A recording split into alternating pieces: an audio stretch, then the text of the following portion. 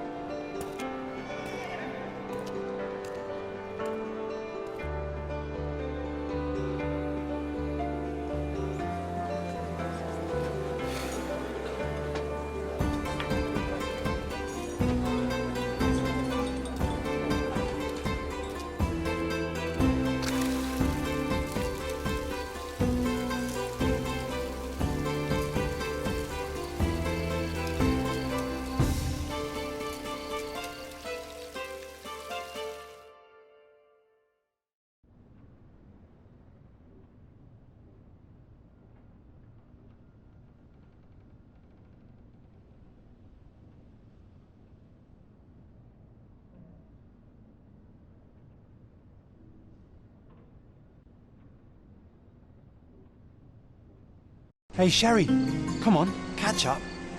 Yes?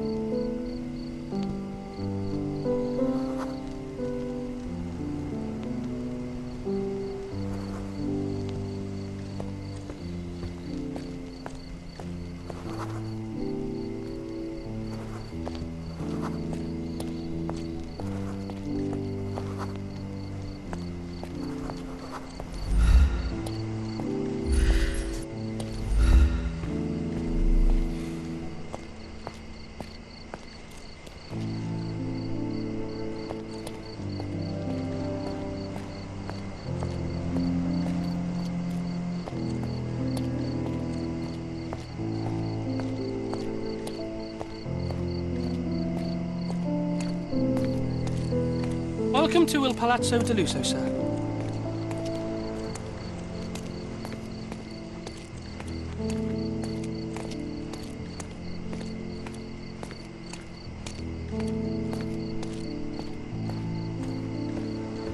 Sherlock, don't get lost in this huge garden. Follow the sound of my voice.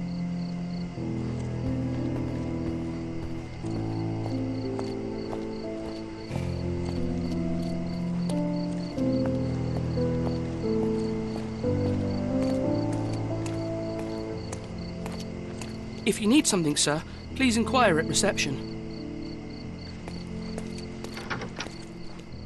Welcome to Il Palazzo di Lusso, sir. We just need your signature.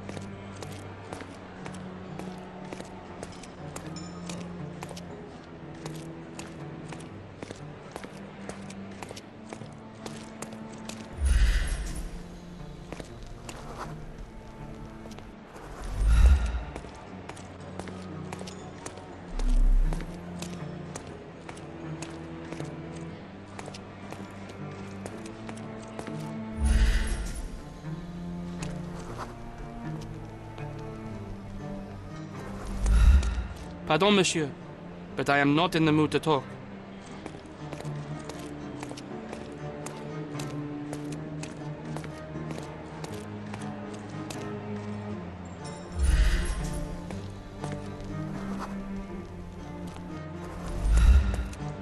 Would you like a drink, sir?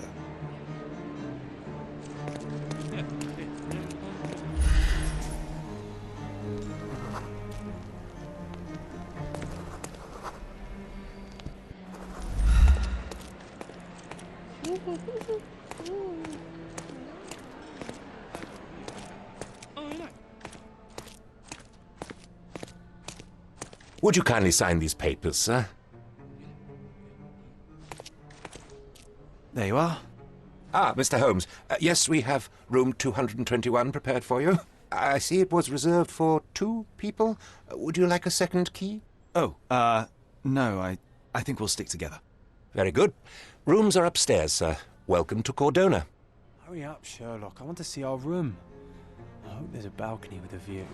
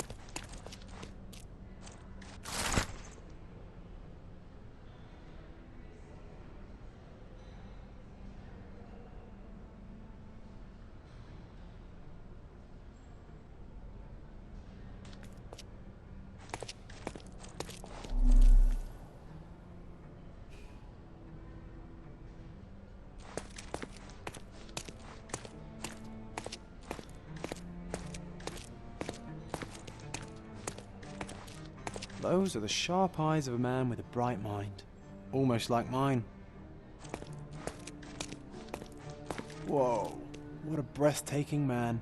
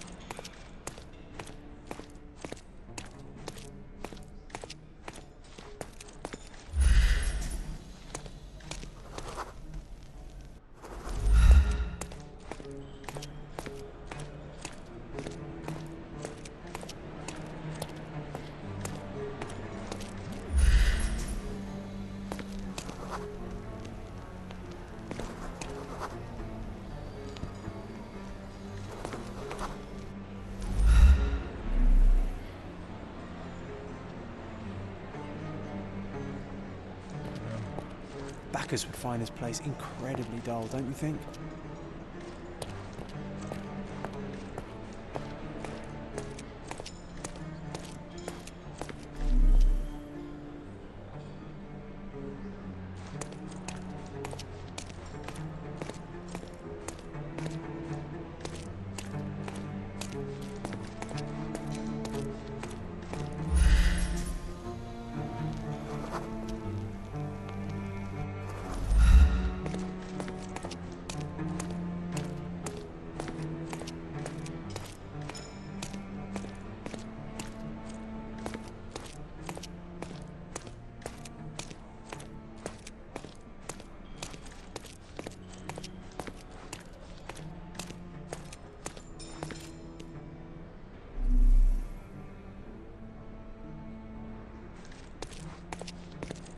I apologize, sir, but your room is not yet ready. Perhaps, in the meantime, you would like to relax in the foyer? Tonight, the restaurant is offering a complimentary marlin ceviche to all our guests. Let's check what they have on offer. Let's check what they have on offer.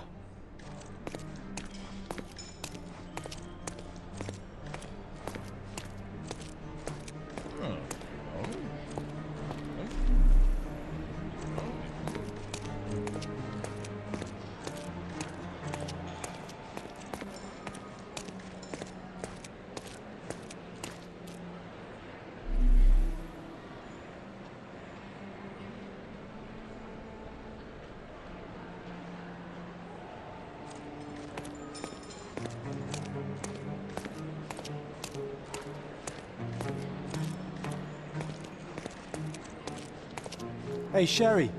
Just our luck. If seafood's not to your taste, everyone loves Benedict's batch. Our poached eggs with hollandaise sauce. If seafood's not to your taste, everyone loves Benedict's batch. Our poached eggs with hollandaise sauce. A medium, John. Haven't we been through this already? Come on, it's not like we've got anything better to do.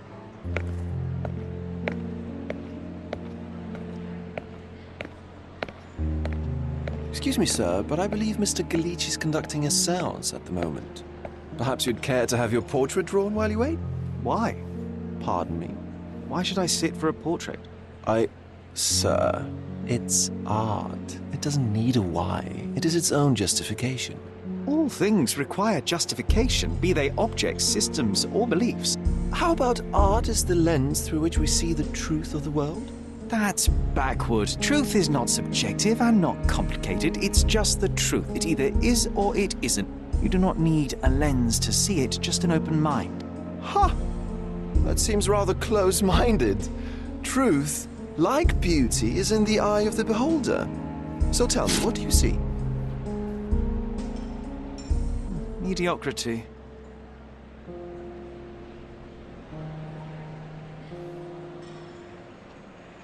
Come now, Sherry. What did he do to deserve that?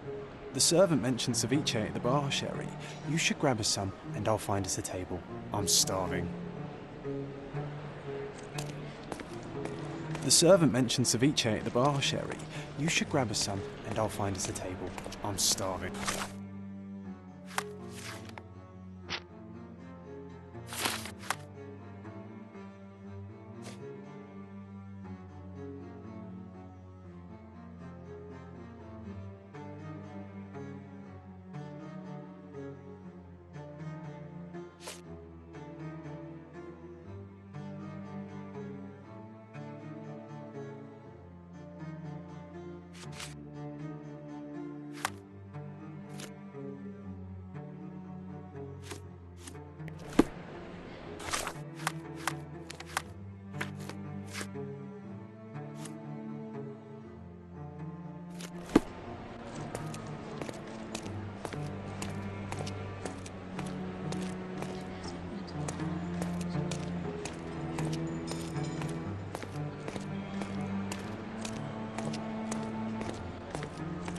Pardon, monsieur, but I am not in the mood to talk.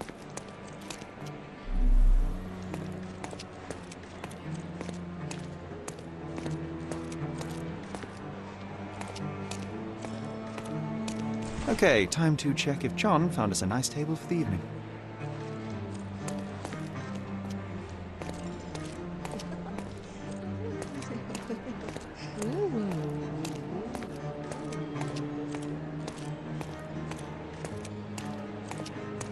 Sherry, I'm over here with my new Ursine companion.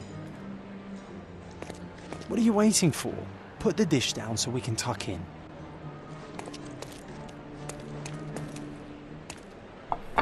Cordona's even quieter than I remembered.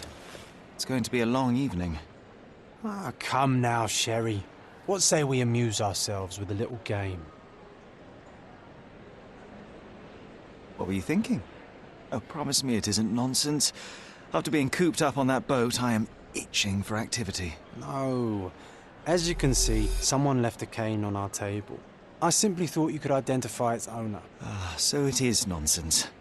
It'll take me a minute, John, at most. Well then, you can deliver it to him as well. Deliver it to him? Then what are the staff here for? Aesthetics? Stubborn, Sherry, too stubborn. You wanted something to do. Slapping oneself in the face is also something to do. That doesn't make it worthwhile. But all right, let me take a look.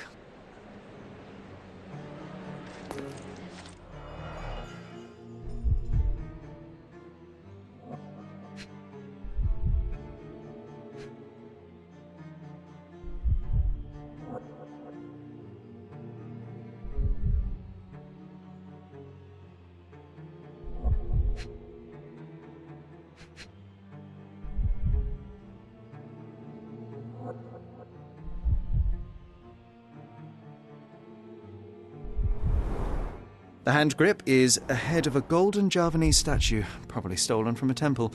The dents suggest it has been used as a bludgeon.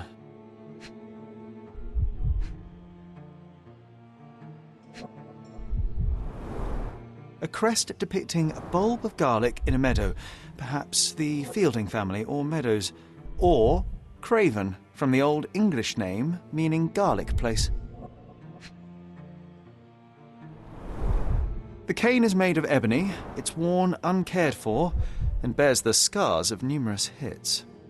This cane is an expensive and ostentatious weapon. Its owner must be vain, volatile, and of noble English blood. Take it with you, Sherry. Let's return it to its owner. All right, I hope you noted down your observations in your casebook. But how are you going to find this nobleman? The cane itself is not enough. I may have to ask other guests if they saw who was here.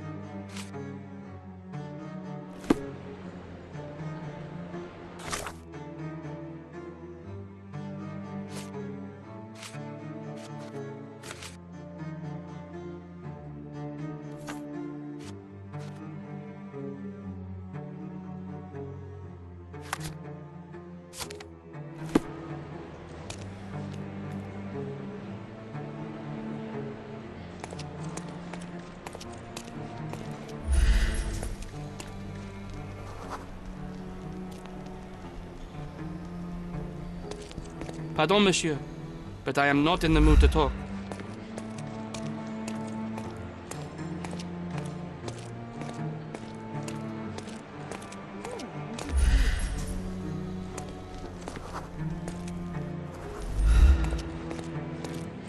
May I ask for your assistance? My dear fellow, you're talking to the right man.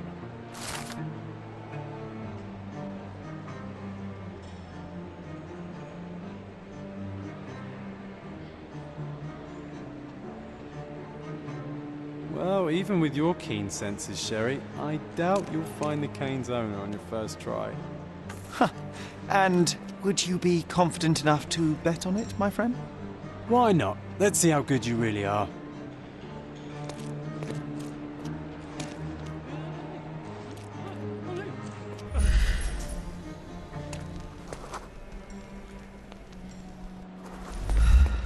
May I ask you something? I'm so sorry. I can't help you, sir.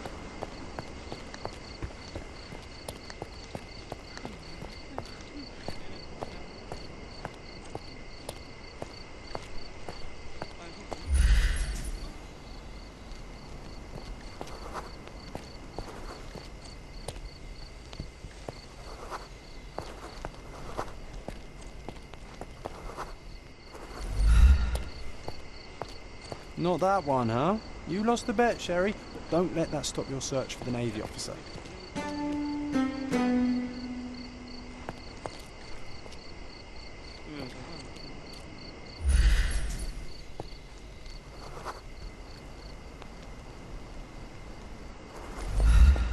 Help me, please. My dear fellow, you're talking to the right man.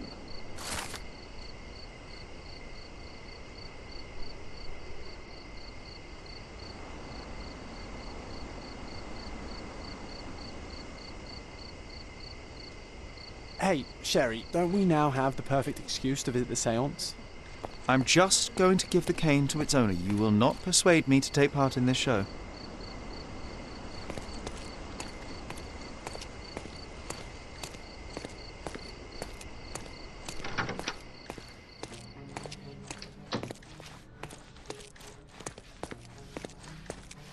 Can I ask you a question? I would never refuse a nobleman, but I know nothing, sir.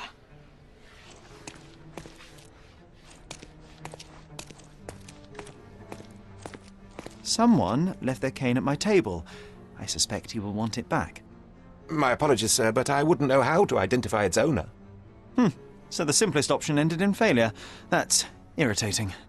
No, what is irritating is you trying to break the rules of my game, Sherry. Don't be so lazy.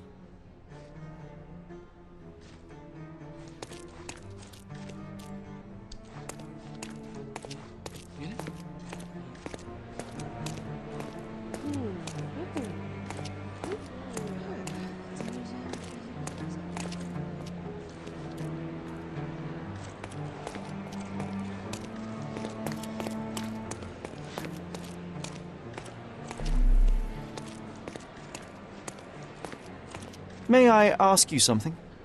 I would never deny you, sir, but I know nothing about this.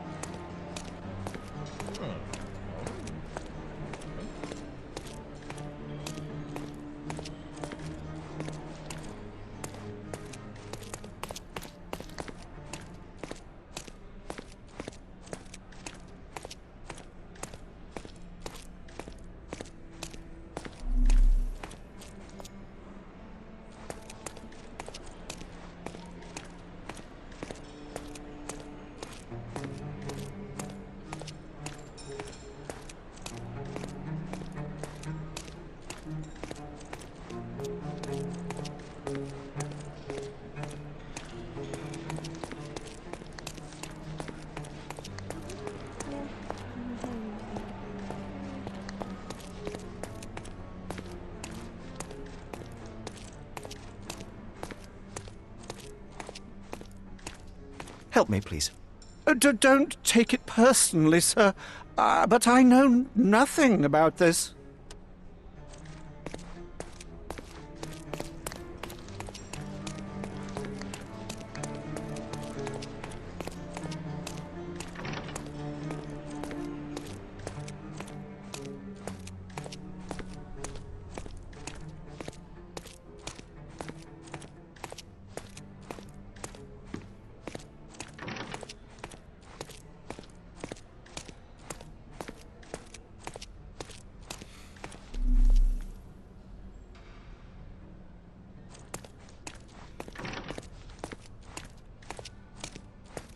Do you know anything about this? I'm sorry, but I've never heard of that.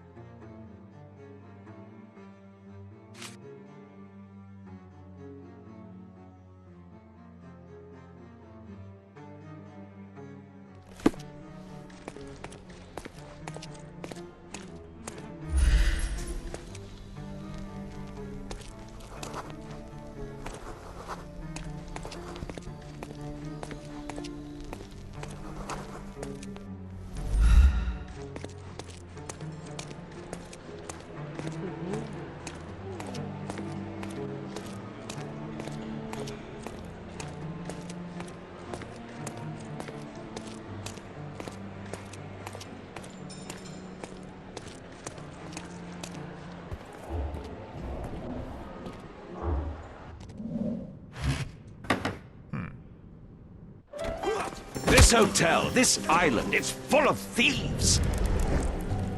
First my cane, now the diamond. Take your hands off me! Do you even know who I am?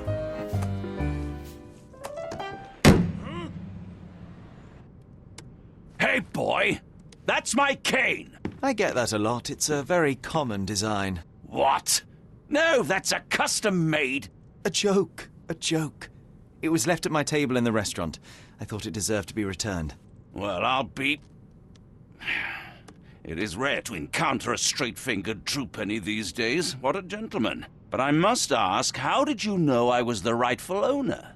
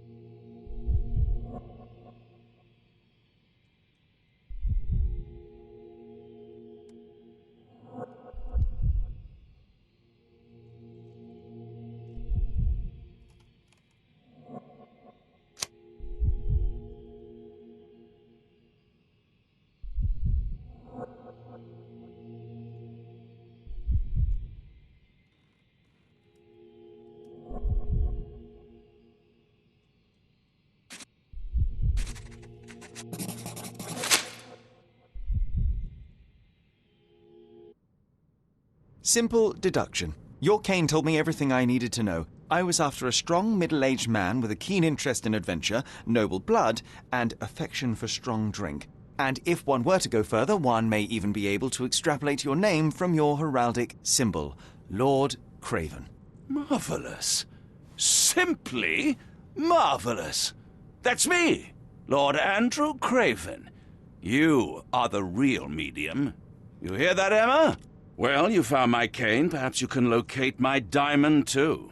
Yes, you should do it. It will be child's play for you, Mr. Holmes. And if a child can do it, then I'm sure the local police can suffice.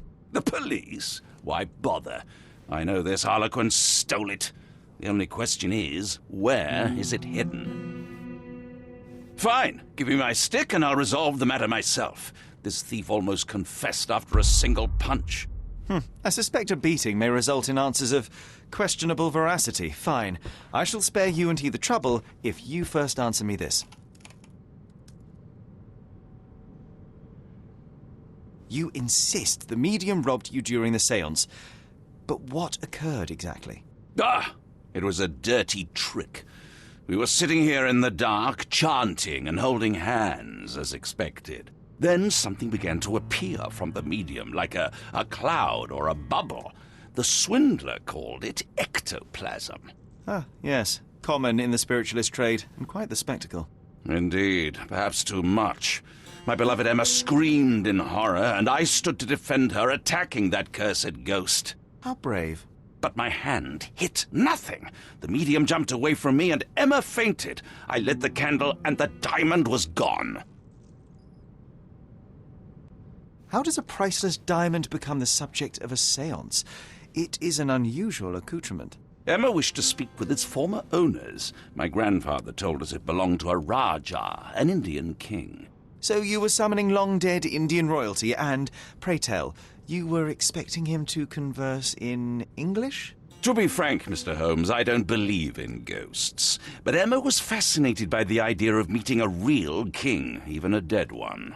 Well, a crown is a crown. Can you describe the stone itself? A yellow diamond, not less than 100 carats, and perfectly egg-shaped. There is not another like it. Stay here and don't touch anything. I'm going to investigate further. Don't fret, I'll be keeping a close eye on this thief.